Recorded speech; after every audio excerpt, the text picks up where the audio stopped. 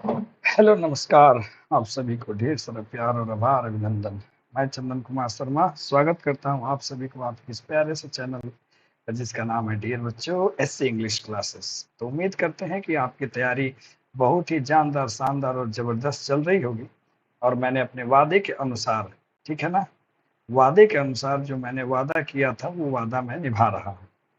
वादा क्या किया था कि जितने भी मोस्ट इंपॉर्टेंट रिपीटेड क्वेश्चंस होंगे, जो वीवीआई क्वेश्चंस होंगे, उन सभी क्वेश्चन को मैं करा दूंगा, भूत को हटा दिया जाए, है ना, करा दूंगा। वो मैं आप सभी को समक्ष कराने जा रहा हूँ। ठीक है।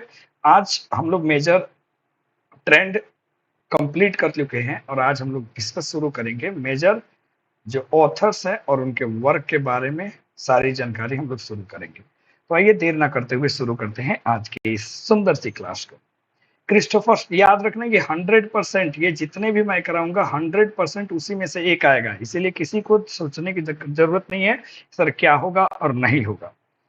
Christopher Marlowe is one of the most suggestive figures of English Renaissance and the greatest of Shakespeare's predecessors। मैंने कहा था predecessors मतलब शेक्सपियर से पहले वाले। तो क्रिस्टोफर मार्लेवे जो है बहुत ही मोस्ट सजेस्टिव फिगर्स हैं इंग्लिश में, जो रेनेसांस हुआ था, पुनर्जागरण हुआ था उसमें का।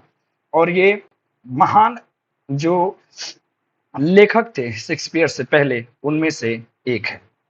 आगे की कहानी है कि मार्लोवे का जन्म हुआ था कैंटरबरी में। कब? 1564 में। Marlewe was born in Canterbury on 1564 in England, only a few months before Shakespeare। यानी कि शेक्सपियर के जन्म से कुछ महीना पहले ही इनका जन्म हुआ था क्रिस्टोफर मार्लेवे का। He was son of poor shoemaker. वो जो लड़का था, किसका लड़का था ये? एक गरीब जूता यानी कि मोची का ये बेटा था। But because of the kindness of patron was educated at Cambridge। लेकिन एक पैट्रोन कहते हैं जिसके अंडर में ये रहे थे, जो आश्रयदाता था, उनके दयालुता के कारण, उनके काइंडनेस के कारण इनको कहाँ पढ़ाई करने का मौका मिल गया था? कैम्ब्रिज में। ठीक है।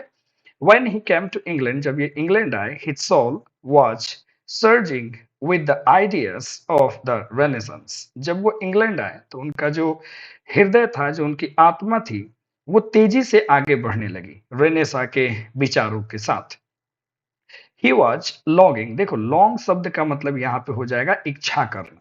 ही वॉज लॉन्गिंग, वो इच्छा कर रहे थे अनलिमिटेड नॉलेज का, यानी कि उनके पास इतना नॉलेज हो जिसकी कोई लिमिट ना हो, और अनलिमिटेड पावर का, जिसको ग्रैप्स करने का, पकड़ करने का पूरा कोशिश कर रहे थे द यूनिवर्स। यानी कि इतना ज्यादा उनको नॉलेज चाहिए था, पावर चाहिए था, ताकि वो यूनिवर्स को ग्रैप्स कर सके, यूनिवर्स को पकड़ सके। Unfortunately he had also the unbridled passions. दुर्भाग्यपूर्ण, उनके बाद ये जो पैशन था, जुनून था, अनब्रिडल्ड हो गया, यानी कि बेलगाम हो गया, है ना। Which lead him a wretched life, जिसने इस बेलगाम चाहत ने, नॉलेज पाने की, शक्ति पाने की चाहत ने उनको एक बड़ी ही दुखदाई जीवन आगे दिया। ही बिकेम एन एक्टर, वो एक एक्टर बने। Lived in a low Trayvon atmosphere and wretchedness। वो कहाँ रहे? एक कह सकते हैं कि लॉ ट्रेवन एटमॉस्फेयर में, यानी कि जहां ज्यादा दुख वगैरह था, जहां जहां दरिद्रता थी, जहां ज्यादा तकलीफें थी, वहां वो रहने लगे। ठीक है, रहा करते थे।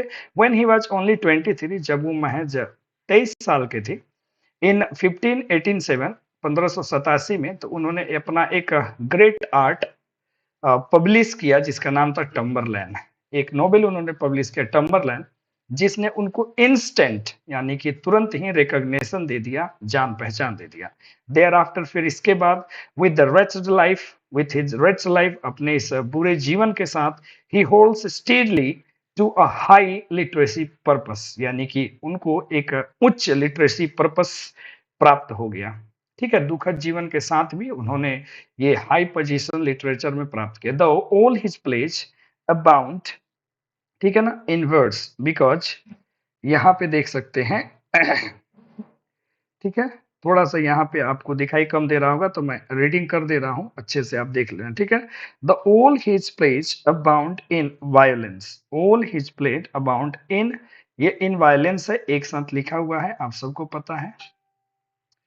इन वायलेंस, ठीक है ना, became because he had lived in such realms. देखो उनके जितने भी नाटक थे ना, इन वायलेंस से भरे हुए थे, क्योंकि वो कहाँ रहते थे, एक ऐसे क्षेत्र में वो रहते थे। रियल मतलब होता है एक ऐसा ही क्षेत्र जहां वो रहते थे, जहां ये सारी चीजें उनके जीवन में होती थी, ठीक है ना।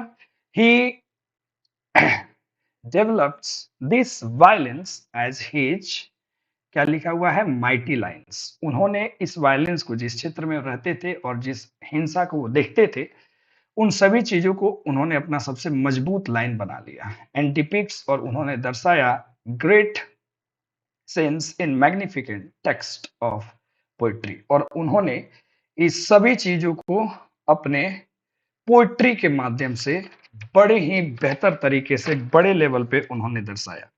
इन 5 years, आगे यहां पे है, ठीक है ना, लिखा हुआ है इन 5 years, ठीक है।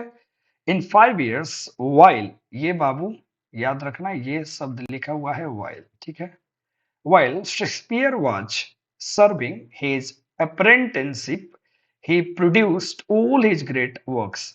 जिस समय शेक्सपियर जो है ना, मानो तो इनसे अप्रेंटिसशिप कर रहे थे, इनसे वो ट्रेनिंग ले रहे थे, तो उसी समय इन्होंने अपने सारे महान रचनाओं को प्रोड्यूस किया। Then he was then he was stabbed, ये स्पेलिंग लिखा है STUBBED, in a drunken, BR, यहाँ पे स्पेलिंग करेक्ट कर लेना, BRAWL, ये जो लिखा हुआ है BRAWL, ब्रावल। ब्रावल मतलब होता है विवाद, यानी कि वो दारू पीने के किसी विवाद वगैरह में फंस गए, स्टब्ड हो गए, और ये ऐसे ही दुखदाई तरीके से डेड हो गए, मात्र 29 साल की अवस्था में। तो ये इनका लाइफ ऐसे खत्म हुआ। He is the only dramatist of the time who is ever compared with Shakespeare. मात्र वही एक उस जमाने के ड्रामेटिस्ट थे जिनको शेक्सपियर के साथ में तुलना किया जाता था। मस्ट पोइटिक कंपोजिशन ऑफ मार्लेवीज, जो उनका पोइटिक सबसे बेहतरीन कंपोजिशन था, उसका नाम था हीरो एंड, उनका नाम था hero and lender, LEANDER, lender, ठीक है, hero and lender. He, however, could not complete this poem, हालांकि उन्होंने अपने इस पोएम को कंप्लीट नहीं कर पाया, और बाद में इसी पोएम को कंप्लीट किया गया जॉर्ज चैपमैन के द्वारा। Besides this, इसके अलावे he was also written a number of lyrics which are very powerful and have their own meaning and appeal. इसके अलावे उन्होंने ढेर सारे लिरिक्स भी लिखे जिसका अपना अर्थ है, जिसका अपना एक अपील है। Is famous for is 4 dramas, वो जो क्रिस्टोफर मार्लेवे थे अपने 4 ड्रामा के लिए सबसे ज्यादा फेमस थे। उस ड्रामा को या तो मार्लेविस्की जाना जाता है, या फिर one man type of tragedy के नाम से जाना जाता है। Each play is revolving about one central personality who is consumed by the lust of power. इस सभी उनके जितने भी रचनाएं थी, उसमें एक ही शख्स के बारे में, एक ही व्यक्तित्व के बारे में लिखा जाता था। एक ऐसा व्यक्ति जिसको पावर की, यानी कि शक्ति की भूख थी, प्यास थी, यानी कि जो शक्ति से खुद को भर लेना चाहता था, उसी कैरेक्टर्स को लेकर के वो लिखा करते थे। अगर पहले प्ले की बात करें तो पहला प्ले था टम्बरलैंड, जिसमें ट्यूमर और टाइटर की कहानी है। डॉक्टर फस्टस सेकेंड प्ले है, one of the best of Marlowe works. Doctor Faustus तो आपने नाम सुना होगा, मार्लेवे का सबसे बेहतरीन माना जाता है इसको। The story is that of a scholar who longs for infinite knowledge. ये कहानी डॉक्टर फस्टस क्या है, एक स्कॉलर, एक विद्वान की कहानी है जो चाहत करता है, जिसके पास अनगिनत यानी कि अनंत उसके पास नॉलेज हो। मार्लेवे थर्ड प्ले, मार्लेवे का जो थर्ड प्ले है, मार्लेवे का जो थर्ड प्ले है, वो थर्ड प्ले क्या है जरा गौर से देखेंगे।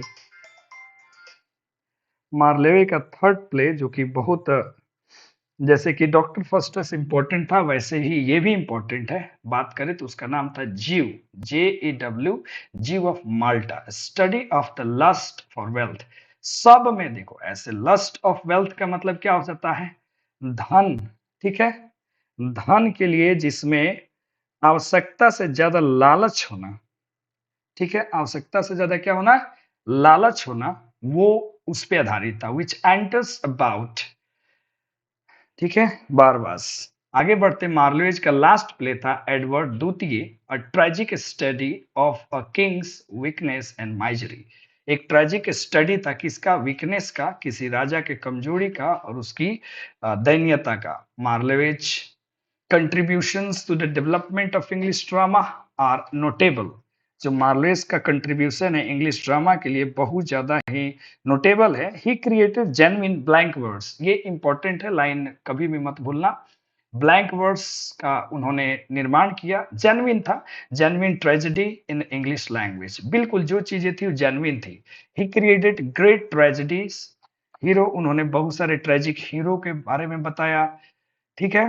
The Marlevian, the Marlovian supermanic heroes bring English tragedy nearer to Shakespeare। यानी कि उनमें जो मार्वेलियन होता, माने बेहतरीन से बेहतरीन हीरोज के ऊपर वो लिखा करते थे, जो बहुत ही करीब होता था शेक्सपियर के नोवेल से।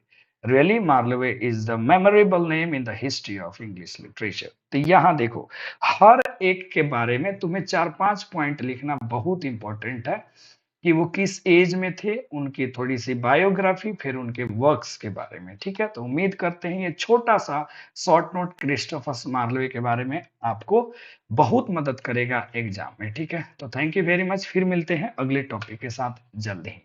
Bye bye.